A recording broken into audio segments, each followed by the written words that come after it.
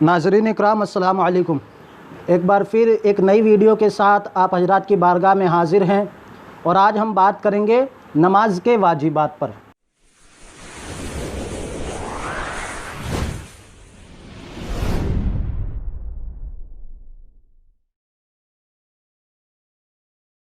तो आइए गुफ्तगू का आगाज़ करते हैं। तकबीर तहरीमा में लफ्ज़ अल्लाहु अकबर कहना वाजिब है।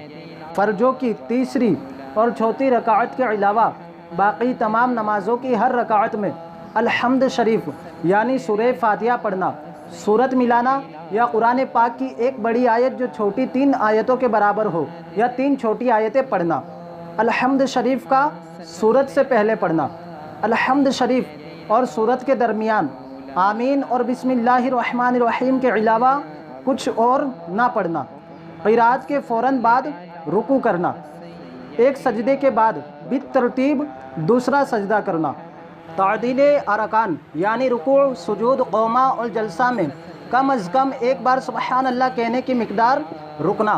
अब कई सारे लोग यहाँ पर जल्दी करते हैं और रुकू, सुजूद, क़ौमा और जलसा वगैरह में जल्दबाजी में नमाज़ पढ़ने की कोशिश करते हैं, तो ऐसा नहीं करना चाहिए, बल्कि रुकू, सुजूद, क़ौमा और जलसा वगैरह में कम अज़ कम एक बार सुबहान अल्लाह कहने के बराबर रुकना ये वाजिब है। क़ौमा यानी रुकू से समी अल्लाहु लिमन हमीदा कहते हुए सीधा खड़ा होना। बाज़ लोग कमर सीधी नहीं करते और इस तरह उनका वाजिब छूट जाता है। जलसा यानी 2 सजदों के दरमियान सीधा बैठना।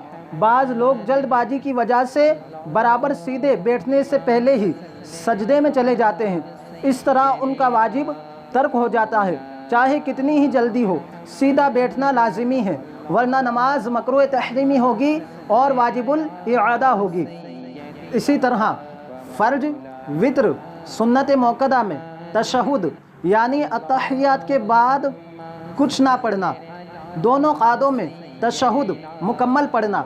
अब इसमें एक मसले का हम ध्यान रखेंगे कि दोनों क़ादों में जब तशहुद मुकम्मल पढ़ेंगे तो अगर उस तशहुद का एक लफ्ज़ भी छूटता है तो गोया वाजिब तर्क हो जाएगा और सजदा सहू वाजिब होगा। इसी तरह फ़र्ज, वित्र और सुन्नत मौक़दा के क़ादाए ऊला में तशहुद के बाद अगर बेख़याली में अल्लाहुम्मा सल्ली अला मुहम्मदिन या अल्लाहुम्मा सल्ली अला सय्यदिना कह लिया तो सजदा सहू वाजिब हो गया, और अगर जानबूझकर कहा तो नमाज लौटाना वाजिब होगा। दोनों तरफ सलाम फेरते वक्त लफ्ज़ अस्सलामु दोनों बार वाजिब है, यानी कि जब हम दोनों तरफ सलाम फेरते हैं उस वक्त दोनों ही बार अस्सलामु बोलना वाजिब है, और लफ्ज़ अलैकुम वाजिब नहीं बल्कि सुन्नत है। वित्र में तकबीर कुनूत कहना, यानी कि वित्र की तीसरी रकाअत में जब क़िराअत के बाद हम तकबीर कह कर के दुआए कुनूत के लिए वापस हाथ बांधते हैं, तो वो जो तकबीर है उस तकबीर का कहना ये भी वाजिब है। वित्र में दुआए कुनूत पढ़ना। इसी तरह ईदैन की 6 तकबीरें ये भी वाजिब है। जहरी नमाज मसलन मगरिब और इशा की पहली और दूसरी रकाअत, फजर, जुमा, ईदैन, तरावी और रमज़ान शरीफ के वित्र की हर रकाअत में इमाम को इतनी बुलंद आवाज़ से क़िरात करना कि 3 लोग सुन ले, ये भी वाजिब है। गैर जहरी नमाज मसलन ज़ोहर और असर में आहिस्ता क़िरात करना ये भी वाजिब है। हर फ़र्ज व वाजिब का उसकी जगह पर होना। रुकू हर रकाअत में 1 ही बार करना। सजदा हर रकाअत में 2 ही बार करना। दूसरी रकाअत से पहले क़ादा ना करना, और अगर 4 रकाअत वाली नमाज में नमाज पढ़ रहे हैं तो तीसरी रकाअत में क़ादा नहीं करना।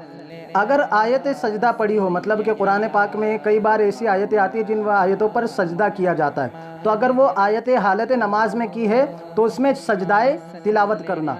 सजदाए सहू वाजिब हो तो सजदाए सहू करना।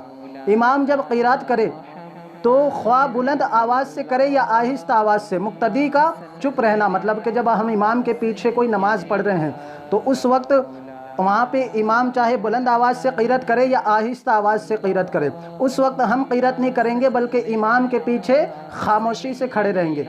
क़िराअत के सिवा तमाम वाजिबात में इमाम की پیروی کرنا۔ تو یہ تھے نماز کے واجبات۔ انشاءاللہ کوشش کریں گے کہ اگلی ویڈیو میں ایک نئے اور انٹرسٹنگ ٹاپک کے ساتھ آپ حضرات کی بارگاہ میں حاضر ہوں۔ وما علینا الا البلاغ۔ السلام علیکم ورحمۃ اللہ وبرکاتہ۔